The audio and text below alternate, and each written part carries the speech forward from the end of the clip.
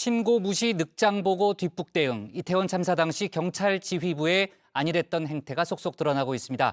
현장의 대응이 미흡했다며 경찰 일선에 책임을 돌렸던 윤익은 경찰청장의 발언이 무색해지고 있는데요. 사전 대응은커녕 당일 대처조차 제대로 하지 못했던 경찰의 민낯이 그대로 드러나고 있다는 비판이 나오고 있습니다. 관련 내용을 정치인사이드에서 짚어봅니다.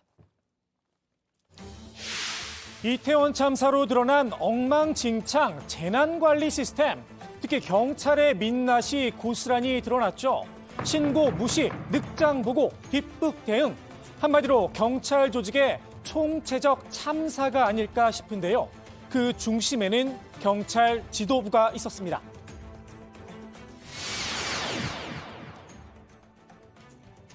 숨을 못 쉬겠다, 압사당할 것 같다는 119, 112 신고가 빗발쳤던 사고 당일. 또 밑에서 얼마나 많은 인구가 올라오고 있는지를 모르고 서로 그냥 부딪히는데 구호를 외치면서 못 올라오게 했었거든요. 그 당시에도 벌써. 그 시간에도 벌써 숨쉬기가 힘들 정도였고 공포감이 저는 너무 심했어요. 경찰은 사전 대응은커녕 신고 접수 뒤 사후 조치조차 없었죠. 윤익은 경찰청장은 일선 파출소에 책임을 떠넘겼는데요. 112 신고를 처리하는 현장의 대응은 미흡했다는 판단을 했습니다. 이태원 파출소 경찰들 당시 현장에서 최선을 다했죠.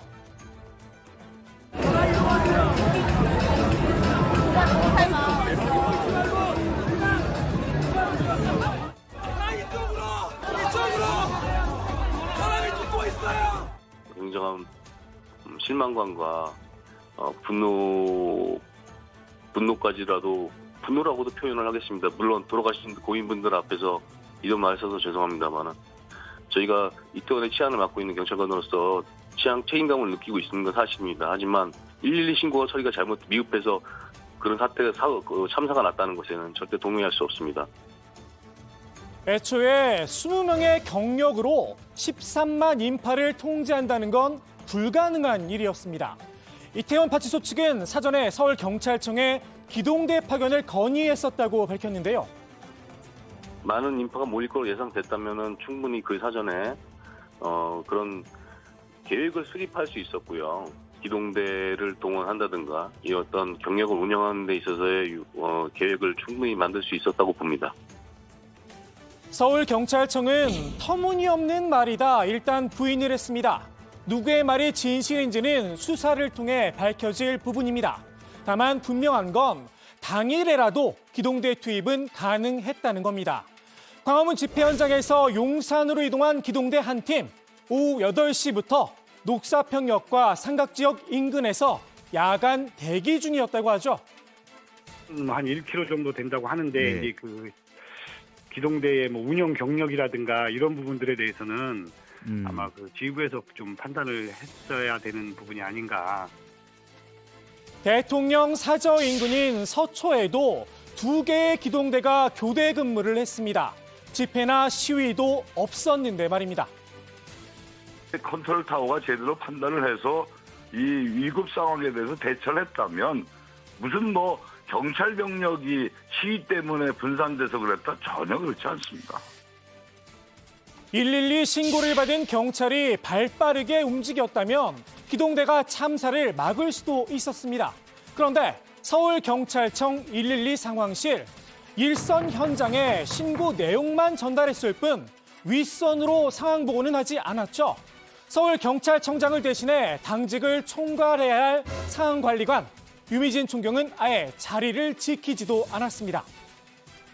112 상황관리관은 체계상으로 보면 서울청장의 직할입니다. 관련된 서울청의 주요 상황이 있으면 서울청장에게 직접 바로 보고하도록 되어 있는 자리입니다. 예. 이번 참사의 책임, 과연 112 신고를 처리하는 현장 대응만의 문제였다고 말할 수 있을까요? 이번 참사의 징후, 이임재 전 용산경찰서장에게 사전 보고가 됐었죠. 대통령실 인근의 집회를 통제한 뒤 삼각지 인근에서 식사를 하던 도중에 상황 보고를 받았다고 하는데요. 이태원 현장 상황이 위험하다는 보고가 올라왔다는 겁니다. 보고 시각은 밤 9시 30분쯤 용산서 119 치안상황실장이 인파 통제를 위해서 이태원역 무정차 통과를 서울교통공사에 요청했다고 주장한 바로 그 즈음입니다. 이때라도 현장으로 빠르게 이동해 조치에 나섰다면 상황이 달라졌을 수도 있겠죠. 그런데 이 전 서장이 현장에 나타난 시각, 이태원 참사 상황 보고서에 따르면 이미 참사가 난 지 5분 뒤인 10시 20분이었습니다. 그 전에 사전 지시라도 내렸느냐? 아무런 조치도 없었습니다. 사후 약방문이라고 할까요? 뒤늦게 차량 통제와 안전사고를 예방하라. 뒷북만 울렸을 뿐입니다. 그런데 말입니다. 10시 20분에 도착했다는 보고서 내용, 이마저도 거짓이었습니다. 경찰청은 이 전 서장이 참사 발생 50분 뒤인 11시 5분에서야 현장에 도착했다 확인했다고 밝혔습니다. 삼각지에서 이태원까지 거리 1.8km입니다. 9시 30분에 상황 전파를 받고 11시 5분에 현장에 나타날 때까지 1시간 35분 동안 어디서 뭘 하고 있었던 걸까요? 그렇다고 윗선 보고라도 빠르게 했느냐? 그것도 아닙니다. 밤 11시 36분이 돼서야 김강호 서울경찰청장에게 보고가 이뤄집니다. 사고가 발생한 지 1시간 21분이나 지나섭니다. 이 와중에 김 청장은 3번이나 보고 전화를 받지 못했다고 하죠. 뒤늦게 연락을 받고선 자신의 상관인 윤익은 경찰청장에겐 아예 보고조차 하지 않았습니다. 윤 청장은 자정이 지난 0시 14분쯤 경찰청 상황실을 통해 참사 소식을 접했다고 하는데요. 윤 청장 역시 밤 11시쯤 잠이 들어 사고 발생 문자와 전화를 놓쳤습니다. 이태원 파출소 경찰들이 학수고대했던 기동대 투입. 0시 19분이 돼서야 윤 청장의 지시가 떨어졌습니다. 참사가 난 지 2시간이 지나섭니다. 경찰의 보고체계, 지휘계통을 통해 이루어지는 지휘보고와 각 단위의 상황실을 중심으로 한 참모보고로 나뉜다고 하는데요. 참모보고 역시 제대로 작동하지 않았다는 지적이 나옵니다.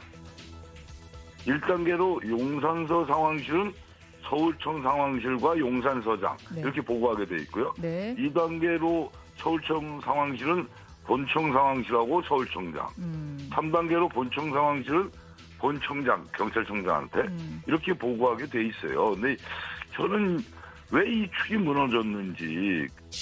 지휘보고와 참모 체계가 전부 다 완전히 무너졌습니다. 그렇다라고 한다라는 거는 이 보고 라인에 있는 사람들 자체가 이 상황을 신속하게 보고해야 되는 중요한 사안이다. 대비를 해야 되는 상황이다라고 하는 인식들 자체가 없이 안이하게 보고 있었기 때문에 이 보고 체계 역시 완전히 무너진 그런 상황으로 이해하시면 될 것 같습니다.